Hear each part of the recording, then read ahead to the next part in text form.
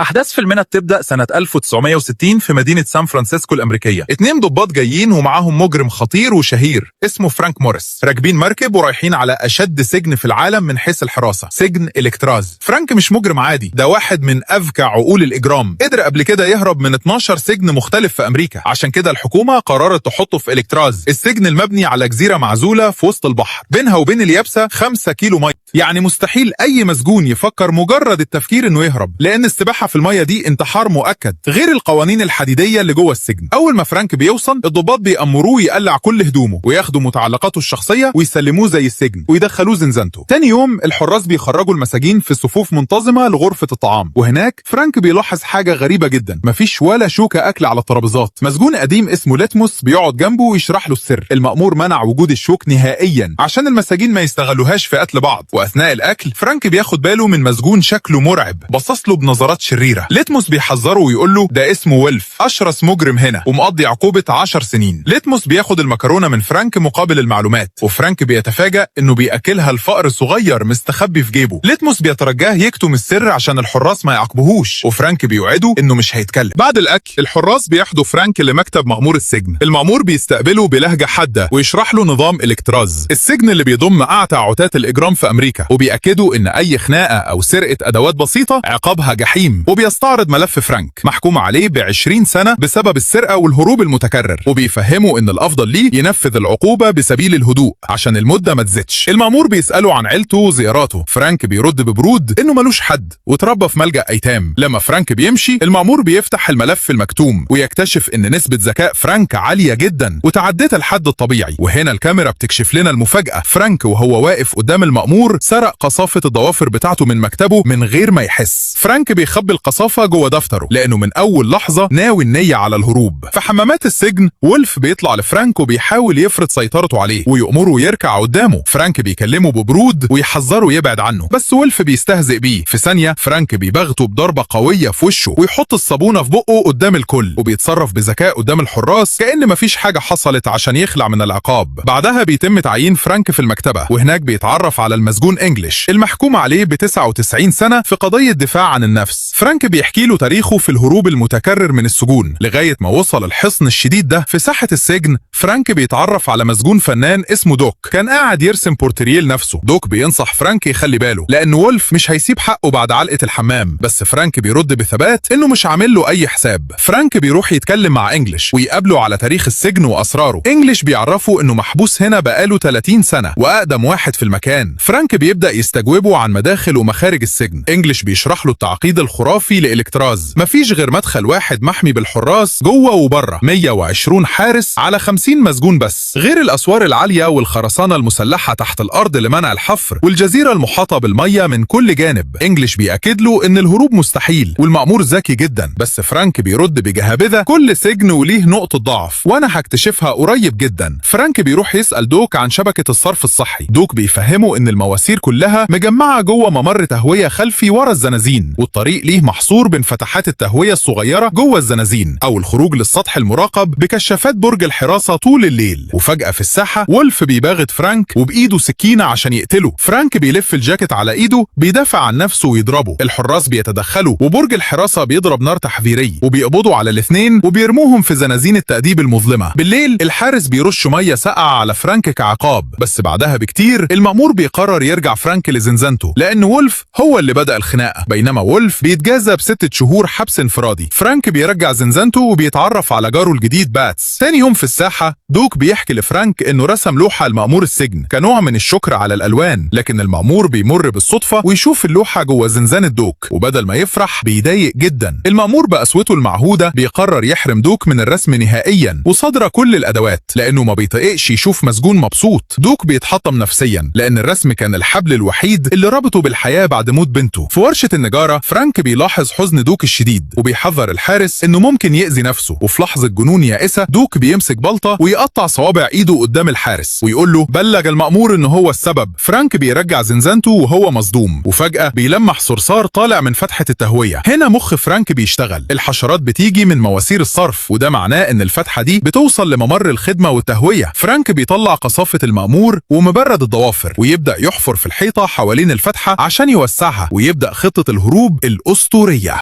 فرانك بيكتشف ان مبرد القصافة صغير جدا. بيروح الكافيتيريا ويحكي لاصحابه المشكلة ويقول لهم انه فكر في حل ذكي، يجيب معلقة اكل ويكسر الايد بتاعتها ويلزق فيها المبرد بحيث تكون ايد المعلقة مقبض قوي يخليه يحفر في الحيطة بسهولة ومن غير ما يجرح ايده. اصحابه بيشجعوه جدا ويقولوا له ان دي فكرة ممتازة. فرانك بيجمع الادوات ويرجع زنزانته ويكسر ايد المعلقة ويحط فيها سن المبرد وبيولع شمعة عشان يسيح البلاستيك ويلزقهم في بعض باحكام، وبالفعل بينجح في ابتكار الاداة ويكمل حفر في فتحة التهوية. في الوقت ده باتس بيكون واقف بيراقب ممر الحراس، واول ما بيشوف حارس قرب بيخبط لفرانك كاشارة تحذير. فرانك بيوقف الحفر على طول ويحط شنطة قدام الفتحة يخبيها، ولما الحارس يعدي ويمشي بيرجع يكمل الحفر. باقي اصحابه الثلاثة بيبداوا يحفروا هم كمان في زنازينهم، ومع الوقت بيقدروا يوسعوا فتحات التهوية لحد ما تبقى كبيرة وتعدي جسم انسان. بيبداوا يصنعوا اغطية ومجسمات مزيفة بورق المجلات على شكل الفتحات عشان يغطوها وما تبانش للحراس، وكمان بيبتكروا فكرة عبقرية، بيعملوا رؤوس دمى من الكرتون على شكلهم وبشعر حقيقي عشان يحطوها في السراير ويكملوا تمويه لما يهربوا بالليل. بعد سنة ونص كاملة من الحفر الشاق والسري، فرانك بياخد المخاطرة ويدخل جوه فتحة التهوية عشان يستكشف ممر الخدمة. جوجل بيدخل الممر ويتسلق المواسير لفوق بعناية، بس بيتصدم اول ما يوصل لفتحة السطح. بيلاقي قضبان حديد مسلحة ومتثبتة وقافلة فتحة الخروج ومش هيعرف يعدي غير لما يكسرها. بيقرر ينزل بسرعة ويرجع زنزانته قبل ما اي حد من الحراس يلاحظ غيابه. تاني يوم في الكافيتيريا بيقعد مع اصحابه ويشرح لهم الازمة. لو ما كسرناش الحديد ده مش هنعرف نوصل للسطح، والازمة الاكبر ان اي ضربة بالشاكوش او اي محاولة لتكسير الحديد هتعمل دوشة وضجة والحراس هيسمعوها. فالحل الوحيد هو تسيح القواعد الحديدية المسلحة المتثبتة في الحيطة في السكت ومن غير اي صوت. وبيقول لهم انه هيصنع اداة كهربائية بدائية لتسييح وتفتيت الحديد، وبيستفسر منهم عن اخر تطورات الحفر عندهم. باتس بيفاجئهم ويقول انه ما قدرش يكمل الحفر وخايف جدا وقرر يتراجع وما يهربش معاهم. اما جون وكلارنس بيأكدوا انهم خلصوا الحفر وعملوا دمى السرير وجاهزين. فرانك بيطلب منهم يسرقوا جواكت المطر والقماش من المخزن عشان يصنعوا قارب النجاة وسترات السباحة، ويطلب من جون يقابله بالليل في ممر تهوية عشان يساعده في تسييح قضبان السقف. فرانك بيتسلل لغرفة الموسيقى ويسرق مروحة كهربائية صغيرة وياخد المحول بتاعها ويصنع منها أداة قاطعة وصاهرة حرارية بدائية. بالليل بيدخل هو وجون لممر التهوية ويستخدموا الأداة وتتسيح القواعد الحديدية بنجاح، وبعدها بيروحوا لغرفة السينما. هناك فرانك بيتكلم مع جون وكلارنس وبيحددوا ميعاد الهروب الكبير 40 ليلة الثلاث بالليل. بيوافقوا ويأكدوا له انهم سرقوا الجواكت وصنعوا قارب نجاة قماشي ومحتاجين بس ينفخوه في البحر. لما فرانك بيرجع زنزانته زميله انجلش بيعدي عليه يوزع الكتب والمجلات. فرانك بيسرب له السر ويقول له انه هيهرب ليلة الثلاث ويشكره جدا على كل المعلومات اللي ساعده بيها. انجلش بيفرح من قلبه ويطلب منه يخلي باله من نفسه ويدعي له بالنجاة، لكن قبل الهروب بيوم المأمور بيجي بنفسه يفتش زنزانة فرانك. فرانك بيموت من الرعب والتوتر، خايف المأمور يمسك المجسم المزيف ويشوف الحفر، بس لحسن الحظ المأمور ما بيشوفش حاجة وبيسيبه ويمشي. وساعتها بيتكلم مع الحارس وبيقول له انه مش مطمن لفرانك وحاسس انه بيخطط لحاجة، عشان كده بيأمروا ينقلوه من زنزانته ويودوه زنزانة تانية بعد بكرة اللي هو يوم الثلاث. وطبعا دي مشكلة كبيرة لان فرانك متفق مع اصحابه انهم يهربوا اليوم ده. وتاني يوم بيقعد فرانك مع اصحابه في الكافيتيريا عشان ياكلوا، وبيلاقي ويلف جاي يتكلم معاه وبيعرفه انه خلاص خرج من الحبس الانفرادي، وبيوعده انه هيقتله عشان ينتقم منه لانه ضربه في الحمام وبسببه المساجين ما بقوش يخافوا منه زي الاول. فبيتجاهل فرانك كلامه وبيكون مش مهتم باللي هو بيقوله. وبعدها بيتكلم مع جون وبيقول له ان المأمور جه امبارح يفتش زنزانته واكتشف ان المأمور ما فتش باقي الزنازين، وده معناه انه شاكك فيه. عشان كده بيؤمر جون انه يجهز نفسه هو وكلارنس عشان يهربوا النهارده بالليل من السجن. فبيوافق جون وبيروح فرانك ساحة السجن عشان يشم شوية هوا، وساعتها بيشوف ويلف وبيتحرك ناحيته عشان يطعنه بالسكينة ويقتله، ولكن انجلش بيجي في اخر لحظة وبيمنعه. وبالليل بيبدأ فرانك واصحابه خطة الهروب. بيحطوا الدمى اللي صنعوها في السرير عشان الحراس يفتكروا انهم نايمين ويدخلوا فتحة التهوية ويطلعوا على المواسير لحد ما يوصلوا للسطح. وهناك بيلاقوا حارس واقف في البرج اللي جنبهم وماسك كشاف كبير عشان يراقب المكان، فبيتحركوا بهدوء لحد ما يبعدوا عن المكان وبينزلوا من على السطح من خلال المواسير، وبعدها بيطلعوا يجروا لحد ما بيوصلوا للسور الخلفي وبيتسلقوه وبيخرجوا من السجن وبيمشوا من المكان بسرعة لحد ما بيوصلوا لشاطئ الجزيرة. وساعتها بيلبسوا جواكت السباحة بتاعتهم وبيبدأوا ينفخوا قارب النجاة اللي صنعوه عشان يهربوا. وتاني يوم بيروح الحارس لزنزانة فرانك عشان ينقله زي ما المأمور أمره، فبيفتكر انه نايم وبيدخل الزنزانة عشان يصحيه، لكنه بيتفاجأ ان في دمية على السرير وبيعرف ان فرانك هرب، فبيصفر لزمايله الحراس عشان يدوروا عليه وبيبلغهم انه هرب. وساعتها بتيجي الشرطة تدور على فرانك واصحابه لكنهم ما بيلاقوهمش في اي مكان، فبيتكلم ضابط مع مأمور السجن وبيعرفوا ان في 3 طيارات دوروا على فرانك واصحابه في البحر وما لاقوهمش، وبيقول له ان في طيارة لقت شنطة صغيرة تخص كلارنس وفيها صور ليه مع عيلته، فبيقطعوا المأمور وبيقول له ان ده معناه ان فرانك واصحابه غرقوا في المية، وبيطلب منه يبلغ رؤسائه بالكلام ده. لكن الضابط مش بيقتنع بكلامه وبيقول له انهم لو غرقوا كان زمان جثثهم طلعت على سطح الميه. فالمأمور بيقول له انه ممكن يكون سمك القرش اكلهم، وبيتضح انه عايز يخلي رؤسائه يفتكروا ان فرانك واصحابه ماتوا عشان سمعته ما تسوقش، خصوصا لان محدش قدر يهرب من السجن غير فرانك واصحابه. وبينتهي الفيلم ببيان رسمي اكبر عمليه بحث ما اسفرتش عن العثور على جثثهم ابدا، وسجن الكتراز اتقفل للابد بعد الحادثه دي باقل من سنه. لو عجبك الملخص ما تنساش تضغط لايك وتسيب رايك في التعليقات، واشتركوا في القناه، ونشوفكم على خير وسلام.